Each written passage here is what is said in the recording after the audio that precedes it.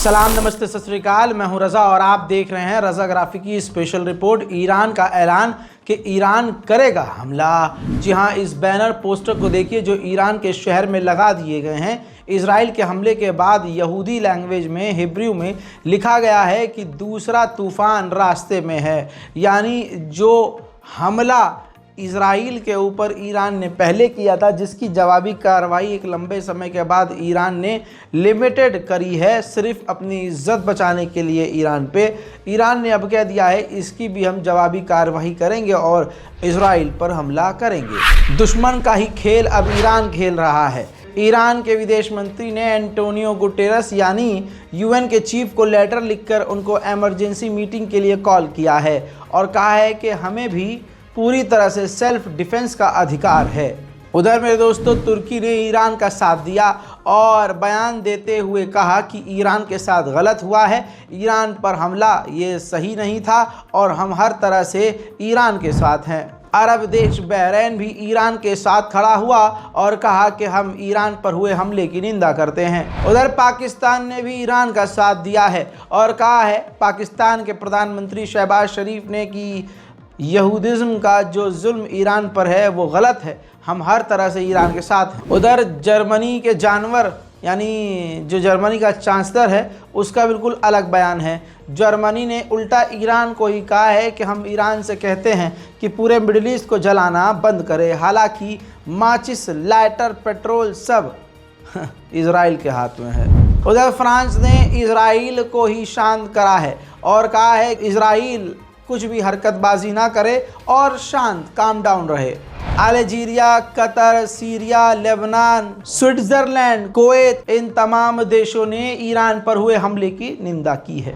मेरे दोस्तों, अब ईरान के ऊपर इजराइल के दफ्तर, नेतन्याहू के दफ्तर ने सफाई दी है कि हमने ईरान को नहीं बताया था कि हम कब, कहां, कैसे, कितना तगड़ा और किन किन जगह हमला करेंगे। हालांकि बड़ी बड़ी रिपोर्ट्स पहले ही कह चुकी थी कि ईरान को सब कुछ पहले से बताया गया था। उधर ईरान के IAEA न्यूक्लियर पावर प्लांट के चीफ ने ऐलान करके ऑफिशियली कह दिया है कि हमारे किसी भी पावर प्लांट पर कोई नुकसान और कोई हमला नहीं हुआ है। उधर रशिया ने चिंता व्यक्त की है कि जिस तरह से ईरान के ऊपर इजराइल ने हमला किया है, ये क्षेत्र में आग बढ़ाने वाला मामला है। हम दोनों ही देशों से रिक्वेस्ट करते हैं कि शांत रहें। उधर मेरे दोस्तों, ईरान ने कहा है कि हमारी ड्यूटी है सेल्फ डिफेंस, अपने लोगों को बचाना और हम हर तरह से हर चीज़ के लिए तैयार हैं।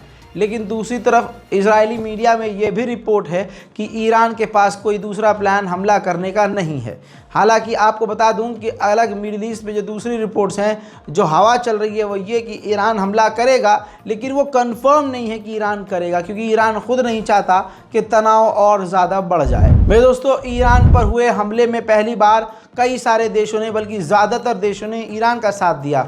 जैसे तालिबान की सरकार ने पूरी तरह से ईरान का साथ देते हुए इजराइल के हमले की निंदा की है। हालांकि मेरे दोस्तों, उधर साफ हो गया है सब कुछ कि ईरान के ऊपर बहुत लिमिटेड और छोटा हमला था, फुस्सी हमला था। इजराइल का फुस्सी हमला था। इस बात की दलील ये है कि नेतन्याहू के विपक्ष की जो विरोधी पार्टी है उसने इजराइल में बवाल काटा है और विरोध किया है नेतन्याहू का कि ये कौन सा हमला किया, इतना लिमिटेड हमला, ईरान पर हमें बड़ा हमला करना चाहिए था। उसी पार्टी, विरोधी पार्टी ने अमेरिका की भी, जी हाँ, तारीफ़ की है और शुक्रिया अदा किया है कि आपने जैसे भी हमारी मदद की ईरान पर हमला करने के लिए, उसके लिए हम आपके शुक्रगुजार। बाइडेन ने खुद कहा कि ईरान के मिलिट्री साइट को ही सिर्फ इजराइल ने निशाना बनाया। इसके बाद मैं उम्मीद करता हूं कि अब ये जंग ख़त्म हो जाएगी। ईरान ने आधिकारिक तौर पर कहा है कि इजराइल के फाइटर जेट ने इराक का एयर स्पेस इस्तेमाल किया हम पर हमला करने के लिए और इराक के उस एयर स्पेस को कंट्रोल करने वाला अमेरिका है।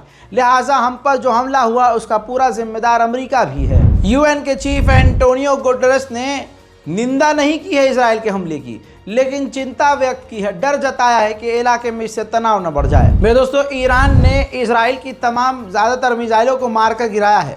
सबूत देखिए, ईरान की ज़मीन पर ईरान के इलाके में इजराइल की ब्लू स्पैरो मिसाइल मारकर गिराई है। उसका टुकड़ा आपकी स्क्रीन पर खुद देख रहे हैं। ईरान पर हमला एक सिर्फ मजाक था, हालांकि बहुत माइनर नुकसान हुआ है, लेकिन ये कहा जा रहा है कि अमेरिका के कहने पर इजराइल ने बहुत छोटा हमला किया।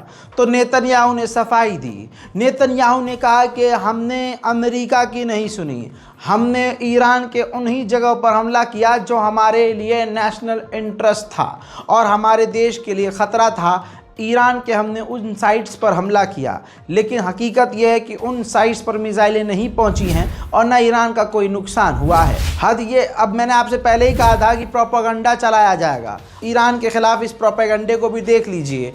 फेसबुक, मेटा, जो ईरान के जो सोल्जर मारे गए हैं उनके स्टोरी और उनके पोस्ट लगाने वाले लोगों के पोस्ट और स्टोरी को डिलीट कर रहा है, कईयों के अकाउंट को ब्लॉक कर चुका है। यानी ईरान जिस तरह से पूरी दुनिया में हीरो बनकर उभर रहा है, इस्लामी देशों का सबसे मजबूत देश और हिम्मत वाला, जिगर वाला देश बनकर उभर रहा है, यहूदियों को ये रास नहीं आ रहा है।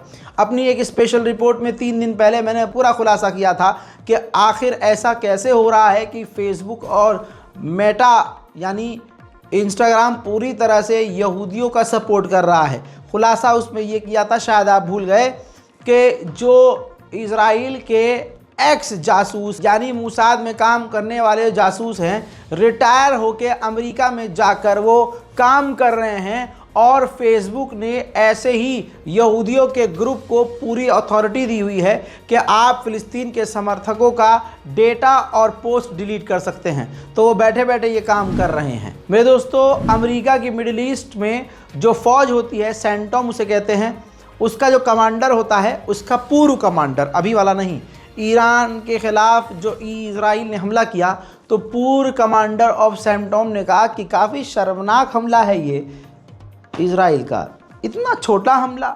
हमने कई बार इजराइल से कहा कि ईरान के एयर स्पेस काफ़ी वीक हैं, ईरान के हवाई रास्ते वीक हैं, वो घुसपैठ नहीं रोक पाता है, लिहाजा बड़ा हमला करना चाहिए।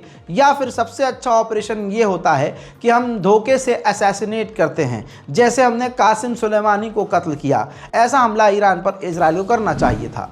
उधर व्हाइट हाउस ने ऑफिशियली स्टेटमेंट जारी करके कहा है कि बाइडन गवर्नमेंट ने इजराइल को बचाने के ऑर्डर दिए हैं और कहा है कि कैसे भी इजराइल को बचाया जाए। एक तो चुन्ना सा हमला किया है, उस पर भी इनकी जो है चिरकी पड़ी है, दस्त निकल रहे हैं, गू निकल रहा है, मुंह से टट्टी बाहर आ रही है कि कहीं ईरान पलट कर वार न कर दे।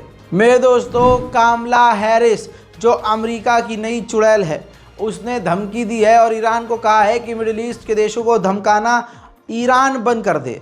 जी हाँ, अमेरिका में जो चुनाव लड़ने के लिए कमला हैरिस खड़ी हुई है राष्ट्रपति पद के लिए, उन्होंने ज़बरदस्ती टांग अड़ाई है और कहा है कि ईरान जो है अड़ोस पड़ोस के देशों को डराना बंद करे और याद रखे कि अमेरिका हमेशा इजराइल को बचाएगा। फिलहाल की इस डिटेल रिपोर्ट में इतना ही। इससे पहले कई अपडेट दे चुका हूँ, जाइए देखिए और शेयर कीजिए। जय हिंद।